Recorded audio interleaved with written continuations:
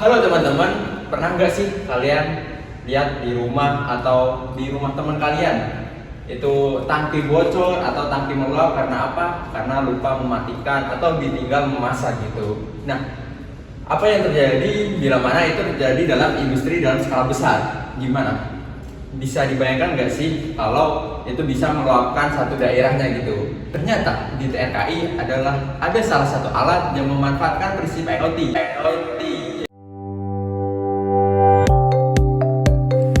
Internet of Things atau yang biasa kita sebut IoT adalah sebuah konsep teknologi di mana berbagai objek dapat saling berkomunikasi dan bertukar data melalui internet tanpa memerlukan interaksi langsung dari manusia. Dengan IoT, perangkat-perangkat tersebut bisa bekerja secara otomatis dan saling terhubung satu sama lain. Saat ini, IoT sudah banyak diterapkan dalam berbagai bidang. Salah satu contohnya adalah di dunia industri, yang dikenal sebagai Industrial Internet of Things atau IIoT. Dengan penerapan IoT di industri, kita dapat memantau banyak mesin hanya dari satu perangkat, sehingga pekerjaan menjadi lebih efisien dan mudah dilakukan. Lalu, bagaimana sebenarnya IoT bekerja? IoT berfungsi melalui instruksi pemrograman yang memungkinkan setiap perangkat mengirimkan dan menerima data secara otomatis. Semua perangkat yang terhubung akan mengirim data mereka ke sebuah platform atau database pusat. Dari sana, data tersebut dapat dianalisis untuk memberikan informasi yang berguna dalam pengambilan keputusan. Nah, ada beberapa keuntungan dari penggunaan IoT itu sendiri. Yang pertama, IoT dapat menghemat tenaga karena mengurangi kebutuhan campur tangan manusia. Yang kedua, pekerjaan dapat dilakukan dengan waktu yang lebih efisien. Dan yang terakhir adalah IoT memungkinkan sistem bekerja selama 24 jam penuh dengan risiko kesalahan data yang jauh lebih rendah. Ternyata di TRKI ada salah satu alat yang memanfaatkan prinsip IoT, yaitu alat pengendali level, di mana alat ini mengendalikan level suatu air, sehingga ketika suatu air itu sudah mencapai set point atau mencapai titik paling atas, dia akan otomatis berhenti, sehingga tidak akan terjadi kondisi di mana air meluap gitu. Kita lihat alatnya saja, biar apa? Biar kita bisa langsung paham mengenai alat tersebut dan bagaimana cara kerjanya. Yuk. Nah, ini alat pengendali level yang ada di TRKI. Pertama, kita nyalakan dulu alat pengendali level tersebut. Oke, di sini ada seperangkat alat monitor, di sini sebagai sebuah sistem. Lanjut, ada sebuah sensor pengendali level atau sensor level, di mana di sini dia akan mengirimkan sinyal ke sistem atau ke dalam monitor tersebut. Lanjut, di sini juga ada beberapa bagian, yaitu berupa pompa untuk mendorong air ke dalam tangki level, kemudian ada valve sebagai pengatur dari air tersebut. Kemudian ada tangki air tersebut untuk mengisi dari sebuah air tersebut. Nah, mungkin kita akan membahas lebih lanjut. Yang pertama mengenai monitor tersebut. Oke, di sini kita akan membahas lebih lanjut terkait alat dari pengendali level atau aplikasi yang digunakan gitu. Yang pertama, kita akan membuka terlebih dahulu alat yang digunakan.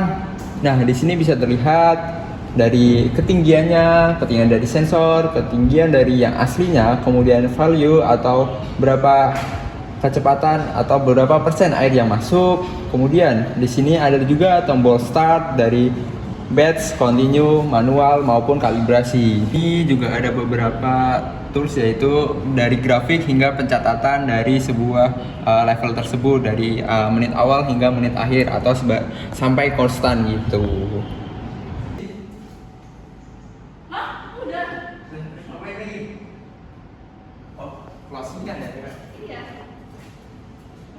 Nah, ini merupakan salah satu hasil dari uji coba yang pernah kami lakukan, di mana akan terlihat dari T0 hingga T akhir, di mana T akhirnya itu berupa ketinggian yang konstan gitu. Berikut adalah bagian-bagian dari sistem pengendali level. Yang pertama ada monitor, yang berfungsi untuk menampilkan tampilan antarmuka atau interface dari sistem kendali level cairan, yang digunakan untuk memantau grafik, data sensor, serta melakukan pengaturan set point atau yang disebut dengan tinggi permukaan air yang diinginkan. Yang kedua ada keyboard dan mouse, Alat ini untuk mengoperasikan komputer atau sistem kendali, misalnya membuka aplikasi, memasukkan perintah, dan mengubah parameter kontrol. Yang ketiga ada emergency button atau tombol darurat, digunakan untuk mematikan sistem secara langsung jika terjadi keadaan darurat atau kesalahan operasional. Fungsinya sebagai sistem pengaman utama. Yang keempat ada potensiometer yang berfungsi sebagai pengatur sinyal masuk atau input manual untuk mengubah nilai set point atau variabel kontrol pada sistem.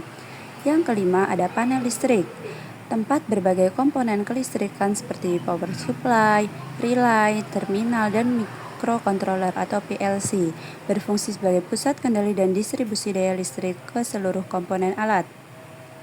Yang keenam ada feed tank atau tangki umpan, merupakan wadah utama tempat cairan dikontrol ketinggiannya, dilengkapi dengan sensor level dan sistem pengisian atau pembuangan air. Yang ketujuh ada sensor, digunakan untuk mendeteksi tinggi permukaan air di dalam feed tank. Sensor ini mengirimkan sinyal ke sistem kendali untuk dibandingkan dengan set point. Yang kedelapan ada valve, untuk mengatur aliran air masuk atau keluar dari tangki. Bisa dikendalikan secara otomatis berdasarkan sinyal dari sistem kontrol. Yang kesembilan ada pompa, berfungsi untuk memompa air dari bak penampung menuju feed tank. Biasanya bekerja secara otomatis sesuai sinyal kontrol agar level air tetap stabil.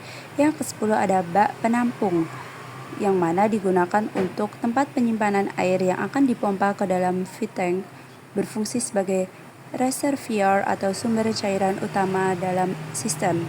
Mungkin itu salah satu contoh implementasi IoT yang ada di TRKI, yaitu pada alat pengendali level. Mungkin cukup sekian dari kami, kurang lebihnya mohon maaf. Wassalamualaikum warahmatullahi wabarakatuh.